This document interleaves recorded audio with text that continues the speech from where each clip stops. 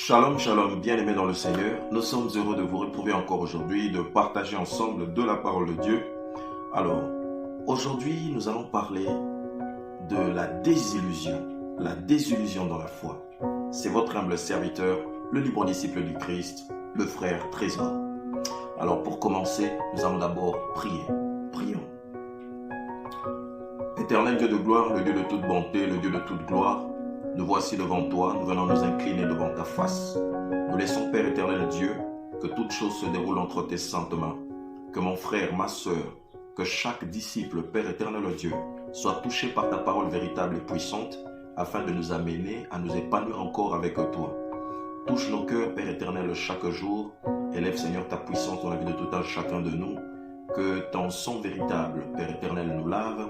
Ôte tout ce qui pouvait être un obstacle dans ce temps où nous voulons, Père éternel, être en communion avec toi, que nous soyons environnés de ton feu glorieux, que la puissance de l'ennemi ainsi que ses œuvres tombent et que ta gloire soit pleinement manifestée pour la gloire de ton Saint-Nom. Laisse, Père éternel, que là où chacun de nous, Père éternel, se trouve, prenne possession des terres que tu donnes, car tu déclares dans ta parole que là où foulera la plante de vos pieds, je vous le donne en possession.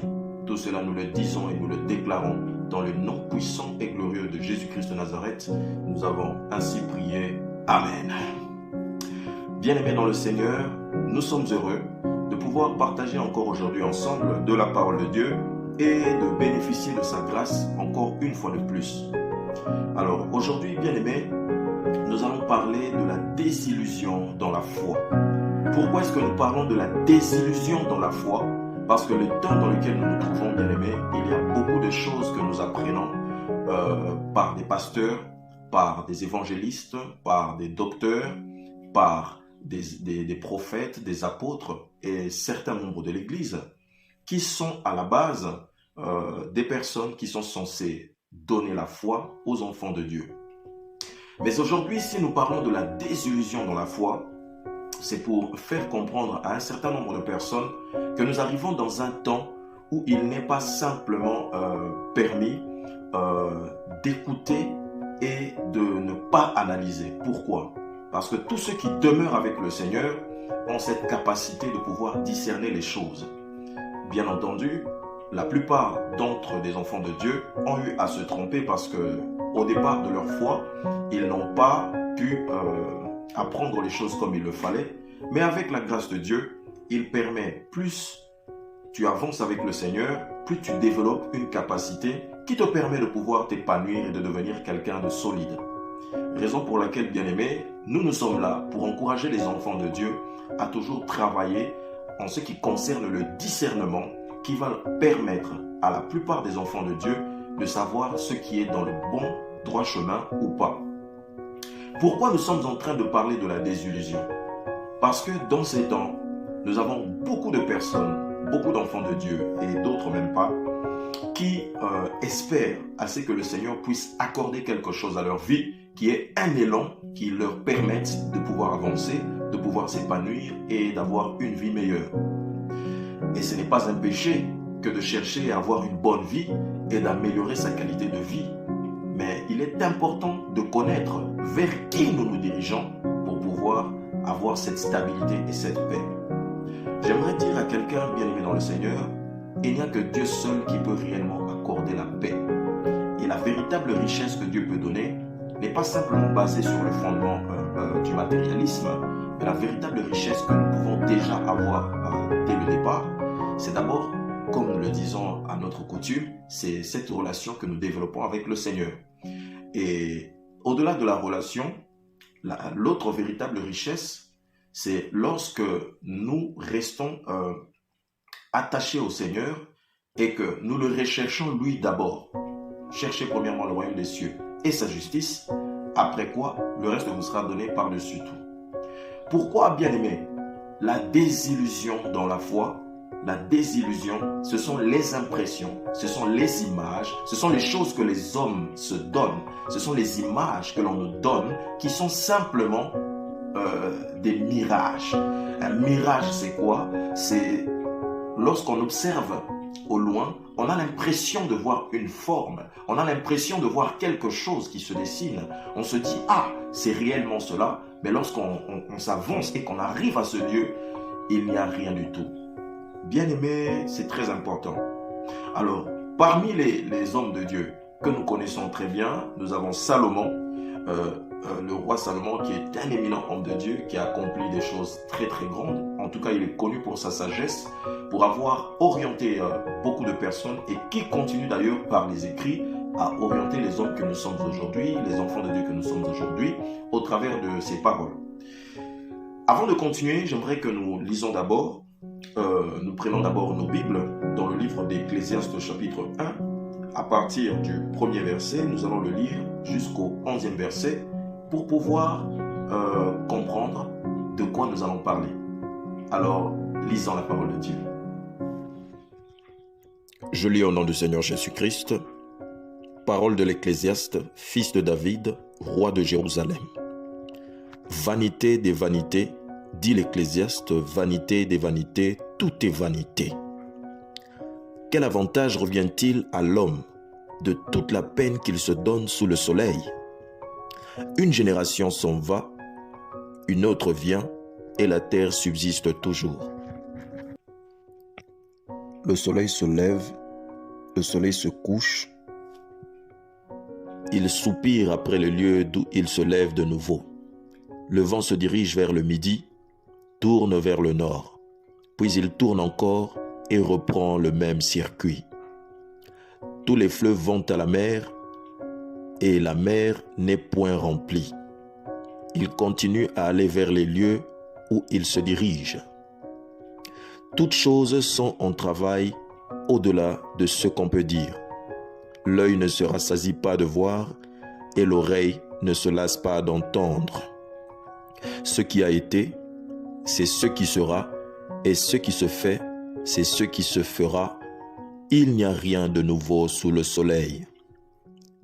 Si il est une chose dont on dise, voici, c'est nouveau, cette chose existait déjà dans les siècles qui nous ont précédés. On ne se souvient pas de ce qui est ancien. Ce qui arrivera dans la suite ne laissera pas de souvenir chez ceux qui vivront plus tard. Parole du Seigneur. Amen. Alors, bien-aimés, comme nous venons de l'entendre, par rapport à ce texte, nous allons d'abord prendre la première partie.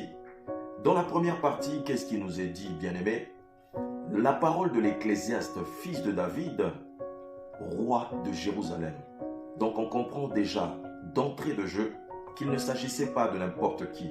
Il ne s'agissait pas simplement d'un prêtre, il ne s'agissait pas simplement d'un prophète, mais c'était non seulement un prophète qui avait le rôle d'un berger, qui était roi, donc il avait la sagesse, il avait la connaissance, et il était l'image du Christ.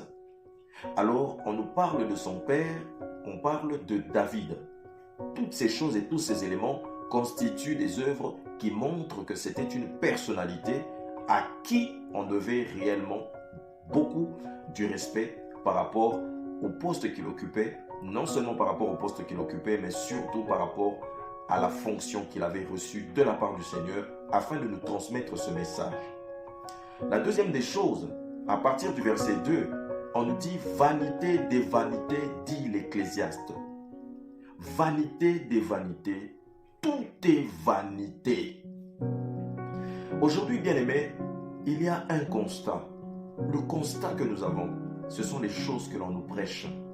J'aimerais interpeller un peu la conscience des enfants de Dieu.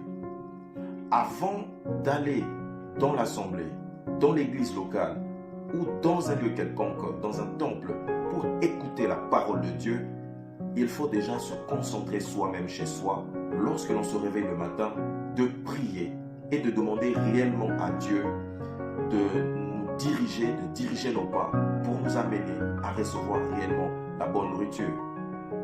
Jésus-Christ dit dans sa parole, « Voici, je me présente, je frappe à la porte, celui qui ouvrira, je viendrai, je souperai avec lui, moi et mon Père. » C'est très important, bien-aimés, pour la consommation spirituelle des enfants de Dieu que d'avoir de la bonne nourriture. Mais il faut comprendre que nous vivons les temps de la fin où parfois nous tombons dans des endroits qui ne sont pas des endroits adéquats, qui nous permettent de recevoir réellement la bonne nourriture. Alors c'est pourquoi, bien-aimés, nous disons, avant de quitter ta maison, aller chercher un endroit pour prier, où tu vas recevoir la parole de Dieu, il faut se préparer au préalable. C'est indispensable, car nous ne connaissons pas toutes les personnes que nous fréquentons. Salomon dit, vanité des vanités, tout est vanité. Aujourd'hui, dans la plupart des enseignements que nous recevons, nous sommes souvent centralisés, nous sommes souvent focalisés sur la vanité. Tout ce que nous sommes en train de chercher aujourd'hui, bien-aimés dans le Seigneur, beaucoup de gens l'ont déjà cherché avant nous. Tout ce que nous essayons de faire aujourd'hui, bien-aimés dans le Seigneur, beaucoup de personnes ont déjà fait cela avant nous. Nous, ce dont nous avons besoin, c'est du pain qui est venu du ciel. Jésus a dit, je suis le pain qui est venu du ciel. Vous comprenez? Ce pain quotidien que nous devons consommer doit être un pain qui nous permette de nous développer et de grandir avec le Seigneur. C'est pourquoi j'aimerais dire à quelqu'un, lorsque tu vas dans la maison de Dieu, tu entres, lorsque tu reçois cette parole, si cette parole est édifiante, elle apporte quelque chose à ta vie, c'est essentiel de le recevoir. Mais tout comme de la nourriture, toute parole qui n'est pas convenable, si vous goûtez et que vous sentez que cette nourriture n'est pas bonne, bien-aimé, ne le gardez pas dans votre bouche. Sinon, si vous le consommez, surtout si cette nourriture elle est en mauvais état, elle peut causer des dégâts dans votre santé. Et c'est la même chose avec la parole de Dieu. Vanité des vanités, tout est vanité, dit l'Ecclésiaste. Lorsque vous arrivez dans un lieu où on ne passe le temps qu'à vous prêcher le matérialisme, on ne passe que le temps à vous prêcher la possession matérielle, bien-aimés, nous continuons de le dire. La prospérité, c'est une grâce que l'Éternel accorde à ses enfants. Mais attention, une prospérité sans le salut, c'est une malédiction. Parce que quiconque reçoit les bénédictions de la part de Dieu, et si ces bénédictions ne le permettent pas d'entrer dans le royaume des cieux, sachez que cette bénédiction n'est pas une bénédiction, mais c'est une malédiction qui va t'amener en enfer. Alors, à quoi bon vivre, avoir l'opulence et avoir toutes les choses si la bénédiction que Dieu nous donne ne nous permet pas d'entrer dans le royaume des cieux? La parole de Dieu déclare, seule c'est la bénédiction de l'Éternel qui enrichit, il ne la fait suivre d'aucun chagrin. Alléluia. C'est pourquoi, bien-aimés, il faut faire très attention par rapport à certains enseignements que les chrétiens, que vous recevez, que nous pouvons recevoir de la part de certains conducteurs. Je viens ici à préciser que tous les serviteurs ne sont pas les serviteurs de Dieu. Il y a ceux qui servent Dieu réellement avec la foi que Dieu leur a donnée et qui ont reçu une vocation de la part du Christ. Mais il y a aussi ceux qui servent leur ventre. Alléluia. Il y a plusieurs versets bibliques, nous allons y arriver. Mais tout ceci pour dire, lorsque vous recevez une nourriture qui n'est pas convenable, qui ne vous permet pas de vous émanciper, de vous épanouir spirituellement, ce n'est que de la vanité.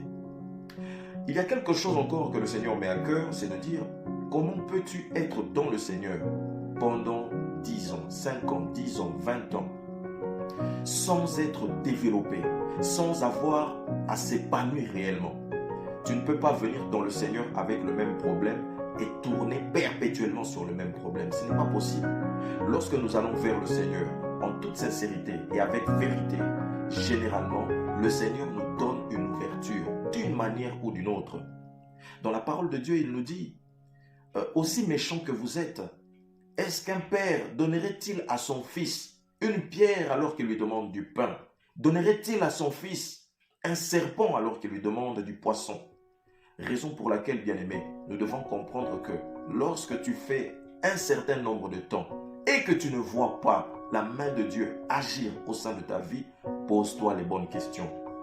Parfois, bien-aimé, beaucoup de chrétiens, lorsqu'ils sont à la quête de recevoir une délivrance, lorsqu'ils sont à la quête de recevoir une ouverture dans leur vie, ils ne regardent pas là où ils mettent les pieds. La plupart des chrétiens, la plupart des disciples, ne regardent pas là où ils mettent les pieds.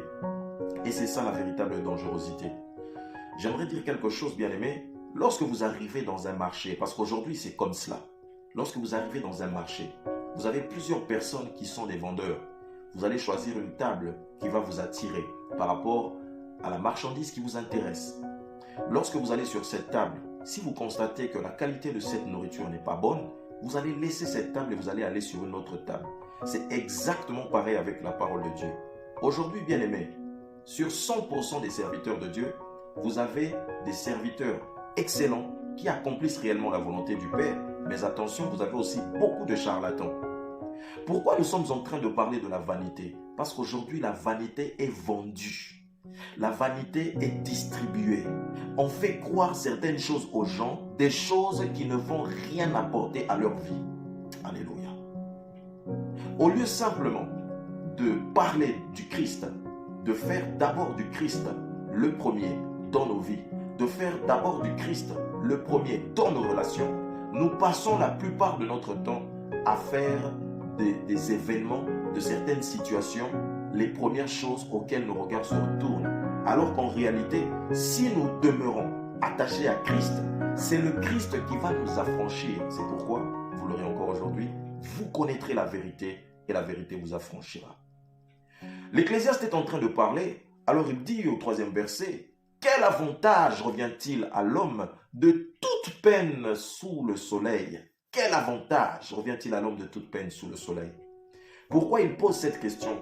Parce que l'homme, en réalité, tout ce qu'il est en train de faire sous le soleil, d'une manière ou d'une autre, il finit par le laisser. Tu peux t'acheter une grande maison, tu peux t'acheter tout ce qu'il y a de beau, mais sache que d'une manière ou d'une autre, un jour tu finiras par le laisser. Et bien aimé, nous devons nous poser la question, quel sera notre avenir si nous avons des biens et que ces biens ne nous permettent pas d'entrer dans le royaume des cieux? Quel sera notre avenir? Vous comprenez? Et c'est la chose la plus importante. Quel avantage revient-il à l'homme de toute peine qu'il se donne sous le soleil? Aujourd'hui, bien-aimés, nous voyons plusieurs personnes se débattre pour être les premiers, se débattre pour montrer, pour prouver aux hommes que moi j'ai réussi à construire, que moi j'ai réussi à posséder telle chose, en train de se débattre pour montrer que moi j'ai réussi à avoir un grade, que moi j'ai réussi à être le numéro 1 dans ce que je fais. Et après, bien-aimé, est-ce que avoir une possession, c'est cela qui va te faire entrer dans le royaume des cieux? Est-ce que être le numéro 1 dans ce que tu fais, dans ton travail, c'est ça qui te permettra d'entrer dans le royaume des cieux? Est-ce que avoir la plus belle femme du monde va te permettre d'entrer dans le royaume des cieux? Avoir le plus beau mari du monde, c'est cela qui te permettra d'entrer dans le royaume des cieux? Est-ce que être un éminent homme de Dieu, c'est cela qui va te permettre d'entrer dans le royaume des cieux? Point d'interrogation. Bien aimé, pourquoi nous parlons de ces choses? Parce qu'en réalité, nous vivons dans la désillusion dans la foi. La plupart des chrétiens aujourd'hui vivent dans la désillusion dans la foi. On se donne des images, on se remplit de prétextes et on donne plusieurs raisons des choses qui ne sont pas. J'aimerais dire à quelqu'un, lorsque tu pries le Seigneur pendant plusieurs années et que tu vois qu'il y a certaines choses qui ne s'accomplissent pas, pose-toi des questions. Parce que le Dieu véritable que nous prions, c'est un Dieu qui donne toujours des résultats. Ça fait 15 ans que tu es toujours au même stade. Tu pries toujours pour le mariage. Tu pries toujours pour avoir un enfant. Tu pries toujours pour avoir un travail. Ça fait 15 ans que tu vis en Europe, que tu n'as pas tes papiers. Tu pries toujours pour avoir les papiers. Mais posez-vous la question, mais qu'est-ce qui fait que je continue de tourner en rond? Alléluia. Vanité des vanités, autant courir après le vent. À quoi sert Dieu si c'est pour passer du temps à prier un Dieu vers qui nous ne recevons même pas de réponse? Pendant longtemps, tu as fait des prières, tu as bu de l'huile, on t'a mis de l'eau sur la tête, on t'a lavé les pieds avec du vin, on t'a mis la crème, on t'a appliqué l'huile sur le corps. Pour certaines personnes même, pour d'autres qui n'ont pas été sages, sont tombés dans les pièges des charlatans. Et vous voyez que vous n'avez rien reçu. Mais pourquoi continuez-vous toujours d'aller et de persévérer dans cette voie? Bien-aimés, la Bible déclare, et c'est l'Ecclésiaste qui le dit toujours, il dit chaque chose a son temps. Il n'est pas normal d'être dans un lieu où vous avancez aveuglément, où vous ne vous épanouissez pas, où il n'y a pas de progrès, où votre travail n'évolue pas, où vous avez commencé, vous étiez au chômage, jusqu'à aujourd'hui, ça fait 15 ans, vous êtes toujours au chômage, vous avez commencé à prier l'Éternel, vous n'avez pas de papier, jusqu'à aujourd'hui, vous n'avez toujours pas de papier, vous avez commencé, vous prier pour avoir un mari, jusqu'à aujourd'hui, vous n'avez pas de mari, parce que ce sont les raisons que la plupart des personnes utilisent lorsqu'ils s'approchent vers le Seigneur. Tout simplement parce que là où vous êtes, vous passez votre temps à chercher le matériel plutôt que de chercher celui qui donne. Vous cherchez le matériel alors qu'en réalité, si vous avez le Christ, vous avez tout. La raison que nous devons comprendre aujourd'hui, c'est que si j'ai le Christ avec moi, j'ai l'espérance de la gloire. Christ en nous, nous avons l'espérance de la gloire. Maintenant, je pose la question. À toi qui es dans un lieu où tu n'avances pas, ça fait 15 ans, pas de papier. Ça fait 15 ans, pas de mariage, pas d'enfant. Toutes ces années qui sont passées, vous allez dire que Dieu ne vous a pas écouté? Alléluia. L'Ecclésiaste même dit chaque chose a son temps. Donc sous le soleil, il y a certaines choses que nous devons accomplir avec Dieu. On doit les accomplir. Si tu vois, une année passe, 2 ans passent, 3 ans, 4 ans, 5 ans, 6 ans, 7 ans. Au bout de la 7e année, bien-aimé, pose-toi les bonnes questions. Jusqu'aujourd'hui, tu n'as pas toujours ce que tu dois avoir. Au contraire, pour certaines personnes, vous entrez toujours dans la dégradation. Est-ce que le Dieu qui est au ciel, il ne vous écoute pas? Est-ce qu'il ne vous entend pas? Est-ce qu'il ne vous comprend pas? Alléluia. C'est très triste, bien-aimé. Salomon est en train d'expliquer. Au verset 4, il dit, « Une génération s'en va et une autre vient, et la terre subsiste toujours. » Ces choses que nous sommes en train de faire aujourd'hui, ces prières que vous êtes en train de faire aujourd'hui, ce sont des prières que beaucoup de gens ont fait par le passé. S'il y a des personnes qui ont réussi à sortir de cet aveuglement ou de ces désillusions dans la foi, c'est tout simplement parce que ces personnes avaient compris que la chose la plus importante, c'était la relation qu'ils avaient avec le Christ. Aujourd'hui, des éminents hommes de Dieu, des personnalités nous ont fait croire que pour marcher avec le Christ, il faut aller vers la délivrance, oui. Pour marcher avec le Christ, il faut être dans le combat spirituel, oui. Pour marcher avec le Christ, il faut être dans la grâce, oui. Pour marcher avec le Christ, il faut être dans la compassion de Dieu, oui. Pour marcher avec le Christ, il faut penser à son retour, oui. Tout cela est vrai. Mais lorsque vous sélectionnez toutes ces choses, ne voyez-vous pas que vous vous divisez, que vous êtes divisé et que toutes ces choses qui sont réparties en plusieurs choses limitent l'accès au Christ véritable? Parce qu'en réalité, dans la parole de Dieu, dans le livre de Colossiens chapitre 2, au verset 9, on nous dit que la plénitude de la divinité habite corporellement en Christ. Et la même parole de Dieu nous dit que Christ habite en nous. Alléluia. L'apôtre Paul dira que ce n'est plus moi qui vis, mais c'est Christ qui vit en moi, c'est Jésus qui vit en moi. Alors expliquez-moi, comment quelqu'un qui a Jésus qui vit en lui, cette personne n'arrive pas à s'épanouir? Vous voyez le problème? La réussite d'un enfant de Dieu ne dépend pas de l'homme, ne dépend pas du conducteur. Le conducteur a quelque chose à transmettre, c'est-à-dire il va déclencher le mécanisme qui va augmenter le niveau de la foi du fidèle qui va laisser le Seigneur prendre place, et une fois que le Seigneur entre, c'est lui qui deviendra le premier. Mais pourquoi sommes-nous autant divisés? Moi, je prie dans telle assemblée. C'est l'assemblée où on prie uniquement pour la délivrance. Et une fois que tu es délivré, et qu'est-ce qui va se passer après? Moi, je prie dans une assemblée où il n'y a que la grâce. Une fois que tu as la grâce, qu'est-ce qui va se passer après? Moi, je prie dans une assemblée où il n'y a que des combats spirituels. Toute ta vie, tu n'auras que des combats spirituels. Alléluia. Moi, je vis dans une assemblée où on a la compassion. Dans cette assemblée où vous avez la compassion, il n'y a rien d'autre. Bien-aimé, en réalité, il faut comprendre une chose. La plénitude de la divinité habite corporellement en Jésus. Et c'est cette plénitude qui habite corporellement en Jésus qui doit aussi habiter en toi. Donc, ce que Jésus n'a pas manqué, tu ne dois pas le manquer non plus. Vous comprenez? Vanité de vanité, autant courir après le vent. Faire croire aux gens que si tu passes excessivement du temps dans la prière, c'est comme ça que Dieu va te voir. C'est complètement faux. Quand Dieu veut te visiter, il te visite malgré tes faiblesses et tes défauts. Combien sont les personnes qui ne croyaient pas au Seigneur Jésus-Christ et qui ont cru au Seigneur Jésus-Christ parce que le Seigneur les a visités? Vous savez, bien aimés, il y a plusieurs témoignages où vous trouverez des personnes athées qui n'ont jamais cru au Seigneur Jésus-Christ. Tel que ça s'était passé avec un Américain, un monsieur qui gérait un palace, et il a paru même dans New York Times. C'était un monsieur qui était très connu. Cet homme-là avait beaucoup d'argent, il avait des véhicules, il avait de l'opulence, il avait vraiment une bonne vie.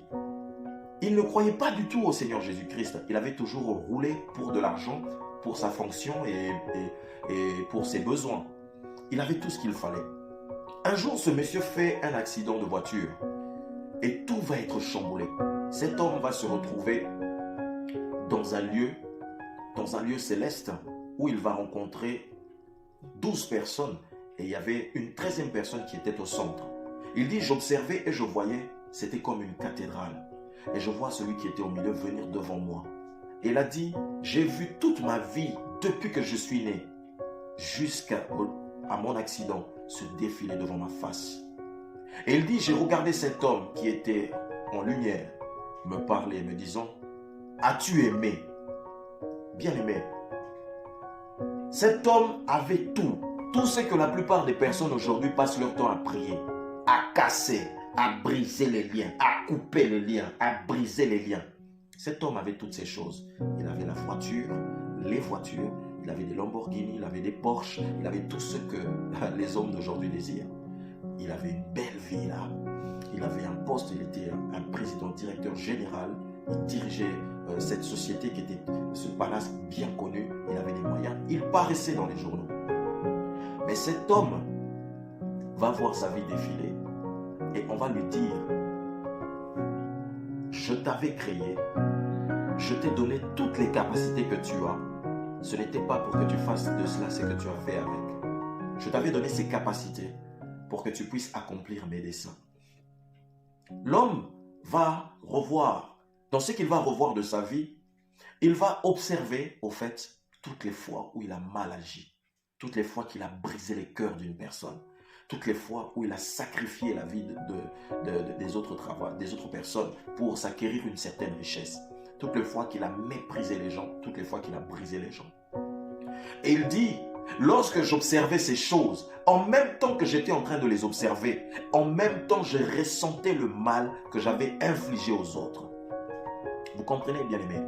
Aujourd'hui, même au milieu des enfants de Dieu, beaucoup de personnes sont devenues des mauvais. Il y a une concurrence qui se lève les uns avec les autres. On passe son temps à chercher à écraser son frère, à détruire sa sœur, même dans la foi.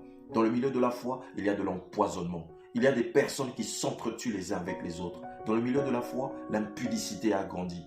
Ce que nous prêchons, ce n'est pas ce que nous faisons. Dans le milieu de la foi, beaucoup de mensonges, alors que la Bible déclare, la parole de Dieu nous dit que le diable est le père de mensonges. Alléluia. Dans Jean 10, on nous dit quoi? Le voleur ne vient que pour dérober, égorger et détruire. Nous sommes en train de nous poser la question. La plupart des enfants de Dieu aujourd'hui, vous devez vous poser cette question. Suis-je dans un endroit où je me construis, ou je suis en train d'être déconstruit? Vous comprenez, bien aimé? Je reviens à ce que je partageais. Et l'homme va comprendre qu'il n'a pas pris la bonne voie.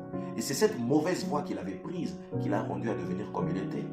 Il avait acquis de l'orgueil, il avait acquis de la vanité, il était complètement imbu de sa personne.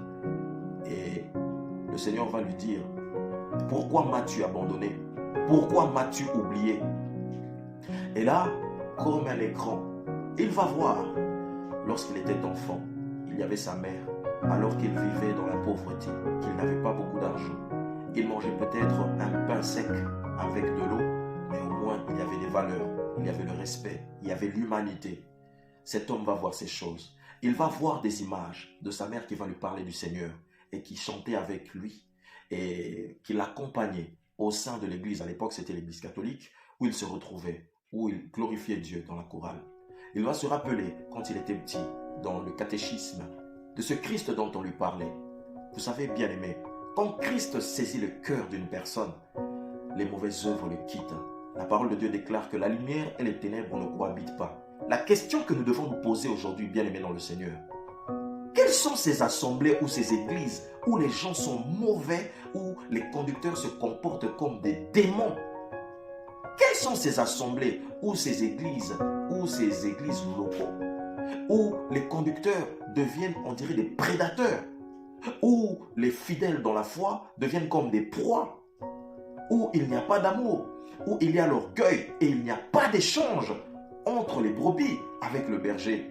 Le Christ même donne l'exemple. Il dit, mes brebis entendent ma voix, elles le reconnaissent et elles me suivent. Bien-aimés, nous devons nous poser les bonnes questions. Et je continue. Cet homme va voir les gestes les plus simples qu'il a pu faire dans sa vie. C'est quand il avait accompagné une vieille dame qui voulait traverser la route et qui ne pouvait pas. Il y avait tellement de véhicules et qu'elle tremblait et qu'il avait aidé cette dame. C'est quand il y avait une personne handicapée qui avait des problèmes au niveau de son physique. Dans un bus, ne pouvant pas s'asseoir, transpirant de douleur, s'attachant sur la barre, et qu'il avait aidé cette personne en lui cédant simplement la place. C'est quand il avait donné à manger à quelqu'un qui avait faim. Ce sont ces petites choses que le Seigneur lui a montrées et qui lui a révélées, qui a fait comprendre à cet homme que je me suis battu toutes ces années pour posséder tout ce que j'ai, alors qu'en réalité, je n'avais rien fait. Et on lui a montré aussi là où il pouvait finir. Et il a dit, Seigneur, je te prie, accorde-moi de retourner et d'annoncer ta parole. Bien-aimés, dans la Bible, nous avons dans la Bible le parabole que Jésus-Christ va adresser aux enfants de Dieu lorsqu'il va parler du riche et du pauvre Lazare. Le riche, il avait toutes les possessions de ce monde et le pauvre Lazare s'asseyait devant sa maison et ses plaies étaient léchées par des chiens. Bien-aimés, j'aimerais dire à quelqu'un, la véritable richesse, ce n'est pas ce que vous êtes, ce que vous recherchez réellement. Ce dont vous avez besoin sur la terre, vous pouvez le posséder. Puisque la parole de Dieu dit que hérit le débonnaire, car il héritera la terre. Mais il faut l'être aussi pour hériter la terre. Alléluia. Raison pour laquelle, mon frère, ma soeur, on doit disposer nos cœurs à réellement accomplir la volonté du Père. Cet homme, le Seigneur va le renvoyer. Vous savez, quand il va revenir à lui, à l'hôpital, il va regarder tout ce qu'il avait possédé, et une fois qu'il va se réveiller, qu'il va retourner dans son couple et qu'il devra se remettre à ses occupations, il va décider qu'il va arrêter toutes ces choses. Et c'est là qu'il va rencontrer tous les problèmes du monde entier. La femme qu'il avait épousée va le quitter parce qu'il passait son temps à parler du Seigneur. Le travail qu'il faisait, ça ne l'intéressera plus parce qu'il avait vu qu'il avait vécu dans la vanité, il était pleinement dans l'argent et il a réalisé que pendant toutes ces années auxquelles il s'était battu en réalité pour acquérir toute cette richesse et que plus il augmentait cette richesse matérielle, disons, il n'avait pas la paix du cœur. Alors il va décider de prendre la capacité qu'il avait d'enseigner des jeunes pauvres dans une banlieue. Et il va vendre, la villa va être vendue, il va laisser toutes ces choses, il va laisser tout ce qu'il avait, il va se dépouiller totalement. Bien aimé, c'était pas n'importe qui cet homme. Il va se retrouver avec rien. Et cet homme va prendre un petit studio dans une banlieue. Et là-bas, le travail qu'il avait, la maîtrise, c'était l'hôtellerie, parce que c'était sa spécialité. Là où il y aura des jeunes, des enfants qui étaient défavorisés. Il ira dans cet endroit-là et il va commencer à les former. Et les hommes lui posent la question, est-ce que si c'était à refaire, est-ce que vous allez agir de la même façon? Il a dit non. Il a dit, j'ai reçu la grâce de revenir dans le parabole du pauvre Lazare et du riche. Le riche n'a pas eu cette opportunité. Le riche même a dit au père Abraham et a dit à Lazare que s'il peut retourner pour annoncer cette parole à ses frères, mais lui n'avait même pas eu l'opportunité. Aujourd'hui, c'est que Abraham avait dit, combien même s'il y avait des morts qui vous annonçaient des choses, vous ne croirez pas. Jusqu'aujourd'hui, même vous qui êtes dans les églises, vous êtes assis dans les bancs des églises, vous écoutez la parole de Dieu tout le temps, mais jusqu'aujourd'hui, vous ne comprenez pas. Jusqu'aujourd'hui, vous ne cernez pas. Jusqu'aujourd'hui, vous ne discernez pas les choses de Dieu. c'est quelque chose qui est quand même étonnant, bien-aimé. Vanité des vanités, autant courir après le vent. C'est quelque chose d'incroyable. Que toutes ces années, tout ce temps vous passez dans la foi, vous vous battez pour une première place, vous vous battez pour être là. Mais vous n'évoluez pas, vous n'avancez pas.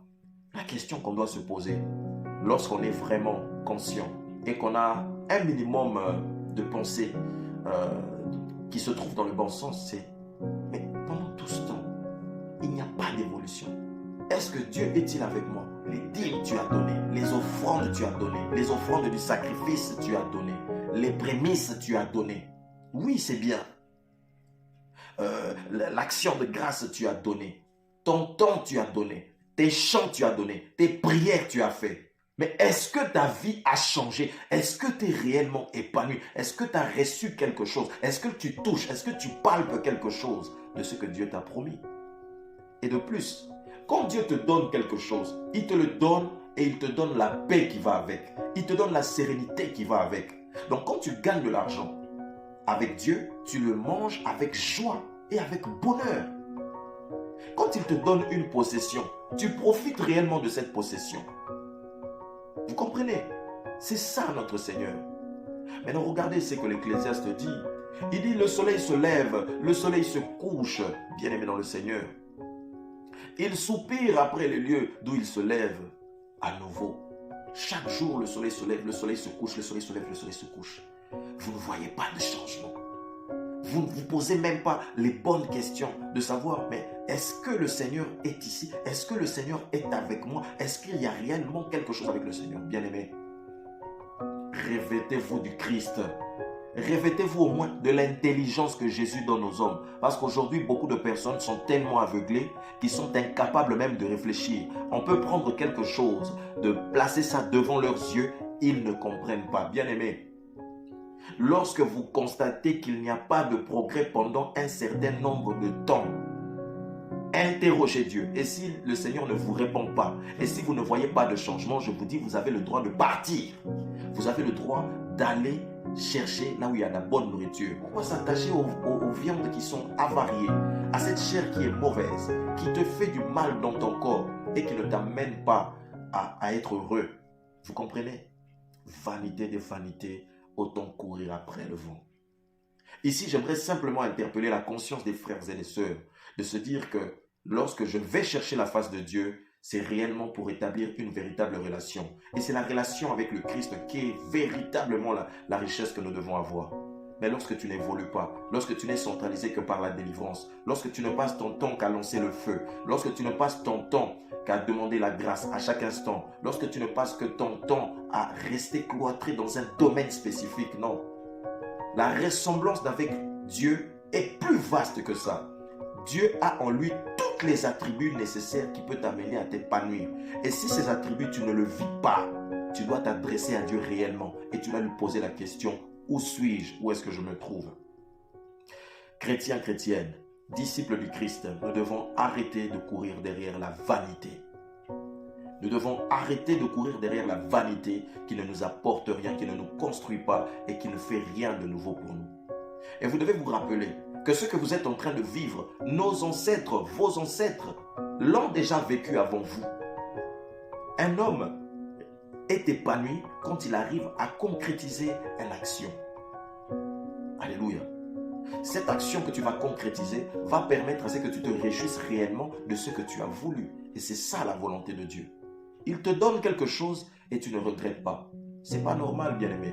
Tu vas venir dire aux gens que oui, Sarah, elle a eu un bébé quand elle avait 99 ans. Mais bien-aimé, au jour d'aujourd'hui, avoir un enfant à 99 ans, c'est quelque chose quand même qui n'est pas rien. Si Dieu décide d'accomplir cette chose, c'est pour démontrer combien il est grand. Et il y a un contexte pour lequel Dieu avait fait cela. Il fallait que nous qui sommes des disciples aujourd'hui puissions recevoir cette leçon afin de nous épanouir. Tous les miracles que le Seigneur a accomplis avec les hommes qu'il a utilisés dans les temps passés n'étaient pas toujours les mêmes. Si Sarah, elle a eu un enfant à 99 ans, Josué, il a arrêté le soleil. Moïse, avec le bâton d'Aaron, il a divisé la mer en deux. Vous comprenez, bien-aimés dans le Seigneur? Ce n'est pas tout le monde qui marche de la même manière. Et de plus, bien-aimés, Ce qui est arrivé à Sarah ne va pas forcément être la même chose qui va t'arriver. Mais si tu as la foi dans le Seigneur doit accorder un changement. Et si tu vois qu'il n'y a pas de changement, bien-aimé dans le Seigneur, pose-toi la bonne question. Tu penses que si tu mets plus d'huile ou si tu bois beaucoup plus d'eau, que c'est cela qui va faire qu'il y ait un changement dans ta vie? Laissez-moi vous dire, bien-aimé, tu peux boire autant d'eau, tu peux mettre autant d'huile sur ta tête, tu peux te mouiller avec même des seaux et des seaux d'huile sur la tête et boire autant d'eau. Mais si tu n'as pas le Christ avec toi, tu ne changeras pas, tu ne bénéficieras de rien. Tu vas souffrir au fait. Alors, bien-aimé, je t'invite à chercher réellement Jésus, à profiter des choses pour lesquelles il t'a réellement appelé. Vous comprenez? Profitez des choses que Dieu vous a réellement appelé. Arrêtez d'être dans la désillusion. Le Seigneur, il est avec moi. Je vais boire autant d'eau, je vais prendre autant d'huile. Non, bien-aimé, si Dieu veut faire quelque chose avec toi, il le fait avec toi. Bien sûr, il peut utiliser des moyens, comme on dit, des moyens antennes pour accomplir certaines choses, mais ce n'est pas une doctrine qui doit être perpétuelle. Dieu, au commencement, la parole nous dit qu'était la parole était avec Dieu et la parole était Dieu. Si vous avez le Christ en vous, vous ne manquerez de rien. Vous bénéficierez de toutes les choses que Dieu a prédisposées pour vous. C'est pourquoi, bien-aimé, j'aimerais interpeller la conscience d'une personne. Dis-toi que si tu cherches le Christ, tu dois réellement le trouver. Si tu ne le trouves pas, dans ce cas, change de vendeur. Alléluia. Que le Seigneur vous bénisse. Ce sont des choses qui sont simples, mais beaucoup de gens aujourd'hui souffrent. Et c'est malheureux quand on voit des frères et des sœurs, on voit encore des personnes qui restent encore cloîtrés, enfermés, bloqués et qui n'évoluent pas parce qu'ils sont coincés par rapport à la désillusion. Et aujourd'hui, bien-aimés dans le Seigneur, mettez le Christ à la première place, écartez-vous. Vanité des vanités. Tout est vanité. Rien n'est nouveau sous le soleil. Amen. Alors on va s'arrêter ici, bien-aimés. On va s'arrêter ici, alors on va prier. Je vais prier pour une personne, vraiment que le Seigneur te fasse grâce.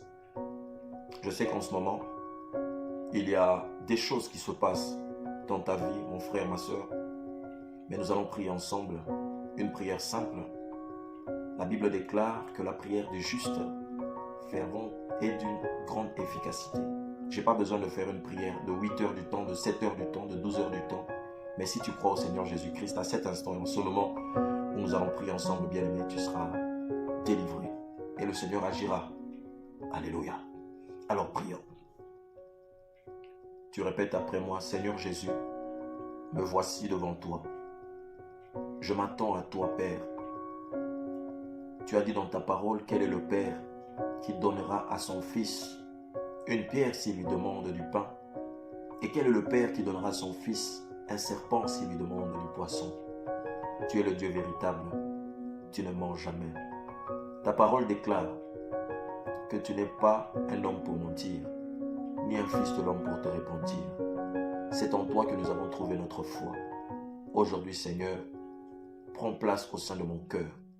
Fais-moi découvrir ta personne. Amène-moi à te comprendre. Ouvre mon intelligence spirituelle et donne-moi la capacité de discerner pour que ta gloire soit manifestée sur la terre et que j'entre dans le témoignage des sanctifiés, les héritiers et les co-héritiers de Christ. Tout cela, je le déclare en ton nom puissant et glorieux Jésus-Christ de Nazareth. Nous avons ainsi prié. Amen. Donc voilà, bien-aimés, nous nous arrêtons ici. Soyez tous bénis. Je tiens à vous rappeler que notre Dieu est toujours avec nous. Faites de toutes les nations des disciples en les baptisant au nom du Père, du Fils et du Saint-Esprit. Tel est le message que le Seigneur nous donne. Profitons de cela pour bénéficier de sa grâce. Je vous dis à très bientôt. Bye bye.